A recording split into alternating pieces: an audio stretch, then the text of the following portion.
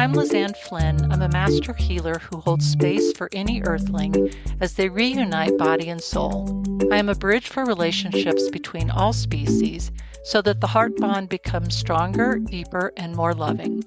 I serve in the roles of animal communicator, medium, and medical intuitive, and I use the tools of shamanic journeying and soul retrieval to support all earthlings in their recovery from past trauma.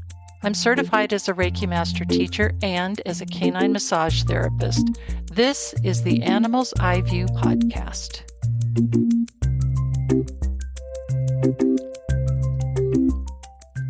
My apologies for not getting a podcast up last week or the week before. In part, I thought that a fair number of people would be doing Thanksgiving-y stuff. It's been my experience that around holidays in certain parts of the world that the podcast downloads drop a bit during these weeks. And in part, truthfully, my body was feeling under the weather, which it still is. And this podcast may very well be more brief than the others. Hopefully, my body will reveal more this next week, the next few weeks, about the direction in which it wants to go. And since we're already here with the phrase under the weather, I'm heading to Ye Olde Dictionary now, and here it is, ready for your next trivia game night. Not surprisingly, the origin of the idiom under the weather can be traced back to maritime sources. In old days, sailors who weren't feeling well were often sent below deck so they could get out of the weather. The term we use today has been shortened, though. Originally, the idiom was, quote, under the weather bow, which is the side of the ship from which the bad weather is coming, which is interesting in itself, given the topic of today's podcast that I'll flesh out for you here. I'll be talking about your relationship, or plural, relationships, with all of the animal companions in your life that are remarkably similar, actually, to all of the other relationships in your life of the human variety, and that they get under the weather from time to time. And that you perhaps do not enjoy sunny weather all of the time in these relationships taken all together. And it's going to be in your best interest to not have expectations of sunny weather all the time with your animal companion relationships or any other relationship, because that's not likely to happen at all, at least not on this planet. And while it's true that the planetary experience of these other species, talking about the animals now, are perceived by humans as being unconditionally loving, that does not mean that these relationships should not also have the same or nearly the same boundaries that your other relationships have. It's important, super important, I think, to manage your relationships with your animal companions just like you manage any other relationships in your life. And because animals are dependent on humans for survival, shelter, food, etc., we can trick ourselves into thinking that they may need to be managed like children. And y'all know how I feel about that. They are far from children, and in most cases, as Chief Seattle was quoted as saying, every animal knows more than you do. Their sentience in reality spans both dimensions and lifetimes, and their intelligence, well, forget about it, as the saying goes. We put way too much stock in whether they can count as high as a 5-year-old can when we compare, say, the alleged intelligence of chicken or pig to ours. What they don't know in our experience, as far as, for instance, counting up to 5, in no way means they're lacking an ability, for instance, to calculate airspeed, the rate and speed of water flow, along with the necessary wing drag instantly, as in the case of any raptor wanting to clean their wings by taking a quick dip in a river. So many times I've heard my clients say, well, this wasn't anything like I thought it would be, referring to a just concluded animal communication session. Whatever energy environment you co-create with them, because remember, energy is their jam, is going to be what I'll hear about and what you'll hear about. And believe me when I say, I will hear about it when your animal companion begs me to tell you to leave them alone every once in a while when they're off by themselves attempting to reset their nervous system because you're driving them cray-cray. For sure, that happens in the human-animal relationships you have. And yes, there's a difference between human being, which, as I've said before, I personally think is one of the worst things we've ever called ourselves, and human animal, period. The first one carves our species out from all the rest because we purportedly have a soul, as well as the all important mind that sets us somehow above and apart from all the other species, while the second actually calls us home to ourselves. So that once we're there and once we're home in the human animal category and space, we can honor the balance and partnership within duality, which then forms unity in our personal experience and then allows us to extend that same unity to others. And from there, we can actually get to the place of being steward and guardian for the whole planet, which has been a co-evolutionary request from all the rest of the animals on the planet for quite some time, in which you can absolutely start with your companion animals. Because let's face it, boundaries are a good thing for everyone in a relationship. They're about mutual respect. They represent and signify the importance of the individual in the relationship, and it holds space for the individual and their uniqueness. This last is the juice of any relationship, even if there's great commonality between individuals. No two souls are alike, and non coincidentally, no two DNA identities are the same, even among identical twins. So, even though to our eyes the twins look the same and may even trick others into thinking they're the other twin, on a cellular level, and certainly on a soul level, they're not the same. How extraordinary is that? When you're in a relationship then with another individual or plural individuals, the more effective and grounded the boundaries are, the more effective and grounded the relationship is going to be.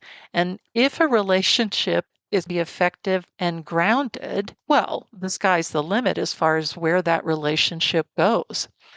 I heard a therapist say once to aim for the 80-20 rule in a relationship, with 80% of the time being seen as positive or good and experienced as positive or good. I think this is even more key by both individuals, which leaves the other 20% can be viewed as or experienced as a balance to that. And I would say not necessarily negative or bad. You all know how I am about duality. But I think we can look at the 20% as being that rebalance, that redirect back to the 80%. The more empowered two individuals or more are as themselves in a relationship, the better the relationship functions. Is it likely this is going to be this 80-20 split all the time? Of course not. Where would be the fun in that? Remember, on ye old planet called Earth, this is a fixed design, which means everyone is here on a sole contract basis with everyone else, and your animal companions are no different in that regard.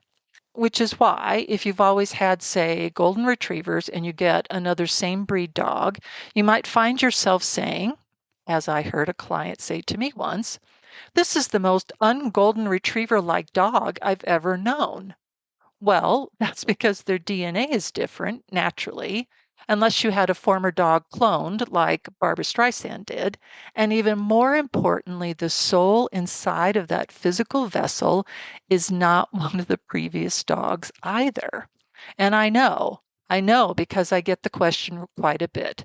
Is it possible that this current dog slash cat slash bearded dragon is a reincarnation of my former dog, cat, bearded dragon? Yes, it's possible. Never say never. And it's also not very likely at all.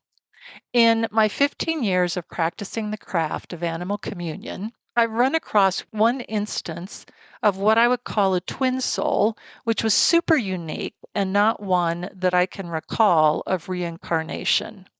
It may feel like that because there have been past lives together and there may be future lives together. The reincarnation gig of been here, done that is not likely one that will be repeated among animals. And again, never say never, of course, just quite unlikely.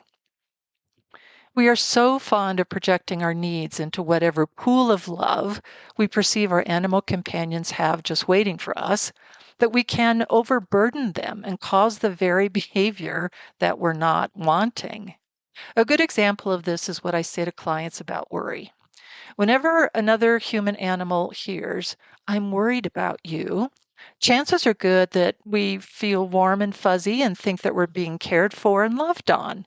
It is the exact opposite for animals because their entire existence is completely dependent upon your survival skills. So when you worry, that the vet doesn't have the answers you think you need, or you're frustrated that you can't find the right food or whatever that is, your animal companions feel that they're in the center of that worry. So they think naturally, well, if my guardian Susie is worried about something and doesn't feel confident and comfortable, what do I have to be worried about? That's when my inbox starts to fill up with people saying Fido or Fluffy are acting out, and can I please tell them to do X and to not do Y? The physical boundaries of I just need some space, man, are usually really clear, and I really encourage you all to honor those. So if your animal companion, after spending a good part of the day with you, shortly before bedtime and maybe sleeping in your bed or maybe sleeping near your bed, takes themselves off to another room, please don't go hunting for them. They're doing their best, as I said before, to manage their own emotional, physical, mental stimulation and just reset a little bit. And for those of you whose bodies have the trait of high sensitivity, y'all know I'm preaching to the choir here. And it's the emotional boundaries that we have difficulty with, especially so when a beloved animal family member has transitioned and we're confused about whether or not seeing a similar cat or dog or bearded dragon means that it's the former animal saying that they're coming back this lifetime in reincarnation. Remember, just because they're transitioned doesn't mean that healthy energy boundaries don't need to be kept. I would put their cremains out of the bedroom, if at all possible, and not creating some sort of a shrine to them because either one of those endpoints on that scale actually makes them a bit uncomfortable. And the been here, done that thingy is quite clear with the animals. They're pretty good at setting boundaries for themselves because they're pretty focused on accomplishing the joint soul awareness that are present in energy with their family and with their guardian. As I've said before, you won't likely hear an animal say, ugh, I don't know how to cow, for instance. How does one cow anyway? What is my purpose here on earth? It's our species that has difficulty in finding ourselves and our soul paths and perhaps our boundaries as well on this planet because for animals their soul path is their life path. Just as there's no duality for them, no actual light and contrast, because every contrast serves to redirect back to the light and back to joy. So it's actually when your behavior starts to affect them and their boundaries are likely getting violated, they'll change their behavior. So you'll notice, which is when I get contacted to swoop in, truth be told, I rarely swoop, and fix the air quotes problem. Because it's simply not possible that your angel, the darling of your life, is becoming more reactive toward other humans or dogs now when nothing has changed. Oh, wait a minute. That's right. I did get a new job that's requiring longer hours at work, and I'm not spending the same amount of time with them now. Or that your angel, the darling of your life, who purrs so when you pet and feed them, has now started to avoid their litter box, not exactly like the plague, just after every extended time away from them now that you have a new partner. And oh, wait a minute. That's right. This started right after Dawn, David, or both Dawn and David, spent their first overnight with you. That's right. Boundaries have been violated, and if not exactly violated, certainly shifted. And absent a common language, which is energy, by which you can talk things over with them and honor their boundaries, as well as honor the shift that's going on for you, the red flag of animals is usually going to be their outward behavior. Yes, they have their own vocalizations like we do. It's just that the telepathic one of energy is synonymous with all physical bodies on the planet and therefore is both efficient and effective. Now, I'm going to throw a bit of sand into the unconditional love part as well, so that there's even more necessary separation between you and your animal companion, and so that you can begin to see them not as your children who you expect to behave. That's such a trap for everyone involved, but rather as sentient beings whose intellect and ability to see in many different directions and dimensions of energy far surpasses your own ability. And that sand is, if you were a human who was given shelter, food, medical care, treats, emotional support, and comfort by a human animal who perceived that they owned you and who was completely in charge of having all the good things in your life continue and keeping all the not so good things in your life outside of where you are, would you be able to get to the 80% positive in that relationship by showing how much you truly cared about them, just so that your perceived good life could continue? Come on now, be honest with yourself. How much resentment might build up because you perceived you were held captive by that other animal in some way?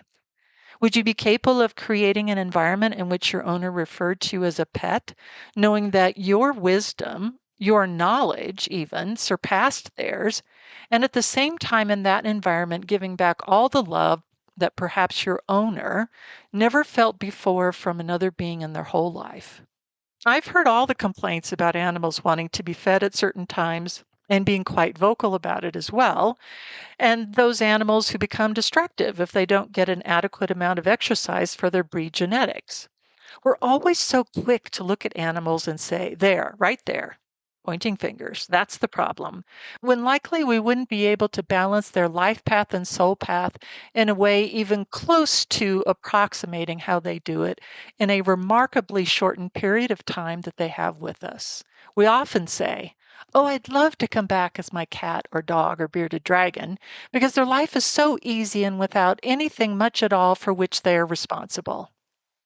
Perhaps after this one short podcast, you might have a different appreciation for the boundaries that your beloved animal family member might have in what you perceive as such an easy existence, and you might truly begin to see their soul path aligned with yours so that a limited period of time spent physically together might be given the depth of attention that any soulmate relationship, regardless of the physical forms of those in this soulmate relationship.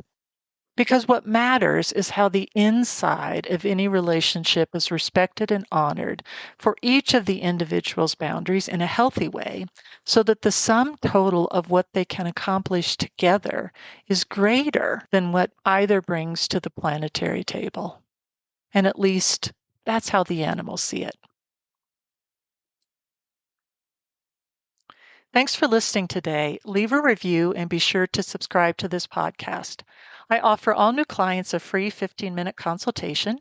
To schedule online, go to lizanneflynn.com. Come and find me on social media, Facebook, Twitterverse, Instagram, and LinkedIn. I encourage you to sign up for my quarterly newsletter on my website, where I also post notices for upcoming events, the starting date of courses in the Animals iView Academy, and online psychic fairs. The episodes of this podcast are available on my YouTube channel, complete with subtitles. You'll find that link in my podcast footer and be sure to subscribe. This has been the Animals iView podcast. I'll see you next time.